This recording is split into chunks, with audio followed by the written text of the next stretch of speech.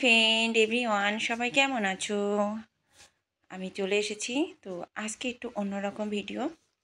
তো দেখো, আমি সবসময় তো সব রকমের ভিডিওই দিচ্ছি, তোমরা সব রকমের সবাই ভিডিও দিচ্ছ।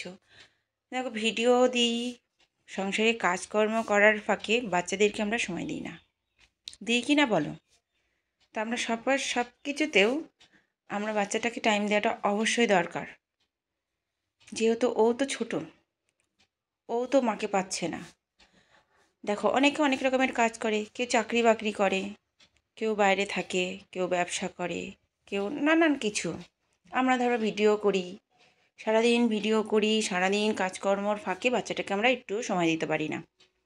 বাচ্চাটার মন খারাপ করে, মাঝে মাঝে বাচ্চাটাও বলে, মা তুমি এখন আর আমাকে আগের মতো ভালোবাসো না। তখন কথাটা শুনতে কেমন লাগে তোমরাই বলো? আমার খুব খারাপ লাগে। তাই এখন থেকে মাঝে মাঝে ভাবছি বাচ্চাটাকে একটু সময় দেব।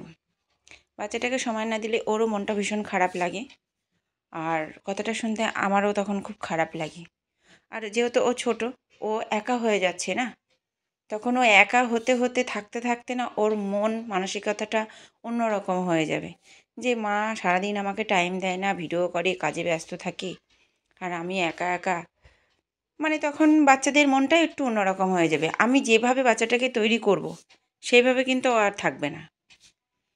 তাই তোমাদেরকে অনুরোধ, সবাই যে যা করো না কেন, তোমাদের ঘরে যদি আমার মতন এই ছোট্ট মেয়ে বলো, ছেলে বলো, শিশু যেই থাকুক, একটু সময় দাও। এটাই আমার অনুরোধ। কেননা আমি নিজে থেকে ভীষণই কষ্ট পাচ্ছি। কেননা আমার মেয়েটাও মাঝে মাঝে বলে যে মা তুমি আমাকে আর আগের মতো ভালোবাসো না। তখন তোমাদের বাচ্চারাও যদি এরকম বলে, তাহলে তোমাদের মনটা কেমন লাগবে তুমি বলো? তাই বলছি, শোনার আগে, তোমরা শোনার আগে, তোমাদের মনটা খারাপ হওয়ার আগে তোমরা তোমাদের বাচ্চাটাকে একটু সময় দাও। তাই আমি দেখো চলে এসেছি আজকে রান্নাবাটি খেলায়। তো সত্যি আমিও ছোটোবেলায় প্রচুর খেলেছি। আমি আমার মেয়ের সাথে আজকে সেই আমার ছোটোবেলায় যেমন আমি খেলেছি, সেই সিস্টেমে আজকে আমার মেয়ের সাথে আমি খেলছি, এখনও খেলছি। তো ভবিষ্যতে খেলবো। আমি আমার মেয়েকে বলি, দেখ মা, তুই আমাকে বন্ধু ভাববি। হ্যাঁ, স্কুল লাইফে, পড়ার লাইফে বন্ধু তোদের অনেক আসবে, অনেক যাবে, কিন্তু মার মতন বন্ধু তুই পাবি না। তো যাই হোক, যেটাই হোক, মাকে বলবি আমি তোকে সব সময় সাপোর্ট করব। আর খেলাটা আমার মেয়ের ভীষণই পছন্দ হয়েছে, আমি ছোটোবেলায় যেভাবে খেলতাম।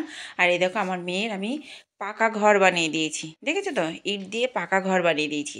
নিচে একটা আমি মানে টিন টিন দিয়ে ছোট্ট করে একটা মাটি দিয়ে একটা ঘর বানিয়ে দিয়েছিলাম। ছেলেপিলে বদমাইশি করে ভেঙে দিত আর কান্নাকাটি করতো, আমার খুব খারাপ লাগতো যে মা আমার ঘর ভেঙে দিয়েছে, মা ঘর ভেঙে দিয়েছে, আমাকে খেলতে দেয় না। যাই হোক, তো আমি কী করেছি, ওকে বলেছি ছাদে তো কেউ আসবে না, তো চলো আমরা ছাদেই খেলা করব।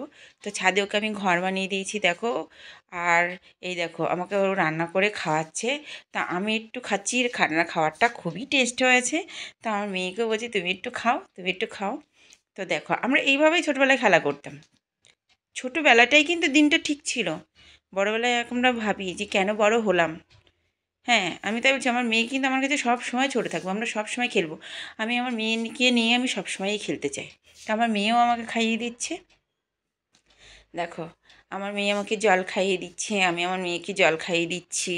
এইরকম একটা ব্যাপার নিয়ে আমরা তোমাদের সামনে তুলে ধরলাম এই খেলাটা। ছোটোবেলায় আমরা এই খেলাটা করেছি। তো তোমরা যে যে এই খেলাটা খেলেছো, এখনও স্মৃতি যদি মনে থাকে তো একটু লাইক কমেন্ট করে দিও। পাশে থেকো, সঙ্গে থেকো, ভিডিওটা ভালো লাগলে একটু ফলো করো। তো দেখো, আমি খেলা শেষে আমি বলছি তুমি রান্নাটা শেষ করো, আমি একটু ঘুরে আসি। তা আমি দেখো তোমাদের সাথে আবারও চলে আসলাম। তো আমার মেয়ে খেলা করছে, আমি তোমাদের সাথে শেয়ার করলাম। ভালো থেকো সবাই।